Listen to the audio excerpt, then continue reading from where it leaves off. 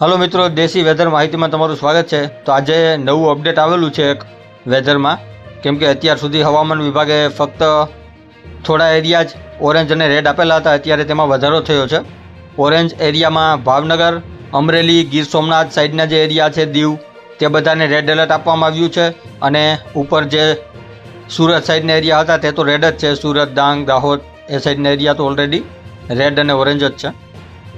वलसाडथी लई અને અરવલ્લી સુધીના જે વચ્ચેના એરિયાઓ છે તે બધામાં વરસાદ થઈ શકે છે તેવું અત્યારે વિન્ડી વેધરના માધ્યમથી આપણે જોઈ રહ્યા છે। અમદાવાદના આસપાસના એરિયામાં કોઈ જગ્યાએ સૌરાષ્ટ્રમાં છૂટોછવાયો વરસાદ, કોઈ જગ્યાએ મધ્ય ગુજરાતમાં છૂટોછવાયો વરસાદ। જે હવામાન વિભાગે અપડેટ આપ્યું છે નવું અને રેડ એલર્ટ અને ઓરેન્જ એલર્ટમાં વધારો કર્યો છે તે આજે સાંજના વરસાદ હિસાબે કર્યો છે। જે તમે જોઈ રહ્યા છો સાંજના સમયે જે વરસાદ આગળ વધી રહ્યો છે, જે બંને સિસ્ટમ આગળ વધી રહી છે તેના કારણે જે ગુજરાત ઉપર વરસાદ આવવાનો છે તે હિસાબે ઓરેન્જ એલર્ટ અને રેડ એલર્ટ આપવામાં આવ્યા છે આજની અપડેટમાં। પણ તેમાં પણ એવો બધો ખાસ કંઈ વરસાદ નથી, એટલે અતિશય ભારે વરસાદ ક્યાંય નહીં પડે। ફક્ત સુરત જે એક ટ્રમ્પ લેખાની નીચે આવતા જેટલા એરિયા છે તેના સિવાય ક્યાંય પણ ભારે વરસાદ નહીં પડે। સુરત, વલસાડ, અરવલ્લી સાઈડના જે એરિયાઓ છે વચ્ચેના એરિયા તે બધામાં હળવોથી મધ્યમ વરસાદ થઈ શકે છે। બાકી આગળ તમે જોઈ શકો છો 6-7 વાગ્યાની અપડેટ છે, આજે સાંજના 6-7-8 વાગ્યાના। તેમાં થોડો વરસાદ આવી શકે છે અમદાવાદ બાજુ, અતિશય ભારે તેવું અત્યારે દેખાય। અમદાવાદમાં તો નહીં પહોંચે, અમદાવાદના કોઈ આસપાસના તાલુકાઓ જિલ્લાઓમાં પડશે તેવું અત્યારે વિન્ડી વેધરના માધ્યમથી જણાવી રહી છે। બાકી હળવોથી મધ્યમ વરસાદ થાય તો વાત અલગ છે।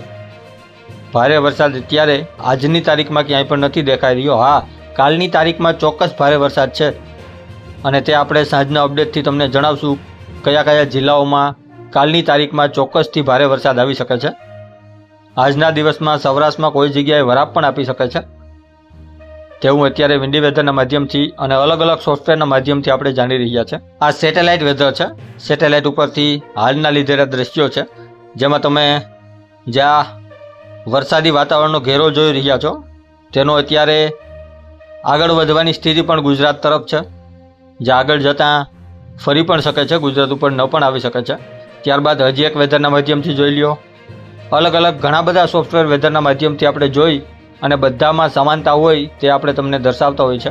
જેમ કે આપણે તમને કાલની તારીખમાં કહેલું હતું કે સમગ્ર ગુજરાતમાં કોઈ પણ જગ્યાએ ભારે વરસાદ અથવા વધુ વરસાદ નહીં થાય, અને કાલની તારીખમાં થયેલો પણ નથી। ફક્ત સુરતવાળી ટ્રમ્પ રેખાના એરિયા જે આપણે કહેલા હતા તેના સિવાય બધી જગ્યાએ નોર્મલ, કોઈ જગ્યાએ ઝાપટા જેવો વરસાદ થયેલો છે અને આજે પણ તેવી સ્થિતિ છે। ફક્ત ભાવનગરની આસપાસ ગીર સોમનાથ સુધીના જે એરિયો છે, ભાવનગરથી ગીર સોમનાથ વચ્ચેનો તે એરિયામાં, અમરેલી સાઈડના એરિયામાં બધામાં આજે ઓરેન્જ એલર્ટ આપવામાં આવ્યું છે અને તે પણ સાંજે 7-8 વાગે ખબર પડશે કે ત્યાં પહોંચે છે કે નથી પહોંચતો।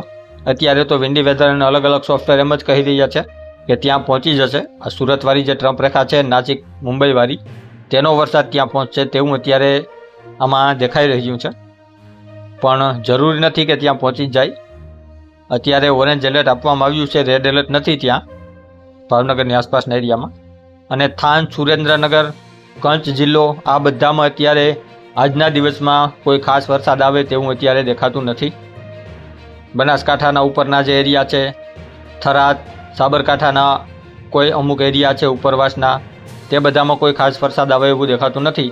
ફક્ત વડોદરા, દાહોદ, સુરત, અરવલ્લી સાઈડના જે એરિયા છે તે બધામાં હળવોથી મધ્યમ વરસાદ આવી શકે છે આજના દિવસમાં, અને કોઈ જગ્યાએ ભારે વરસાદ પણ થઈ શકે છે। તો આ હતી આપણી આજની વેધરની માહિતી। મળીએ છીએ કંઈક નવા અપડેટમાં, ત્યાં સુધી રામ રામ મારા બધા ખેડૂત મિત્રોને।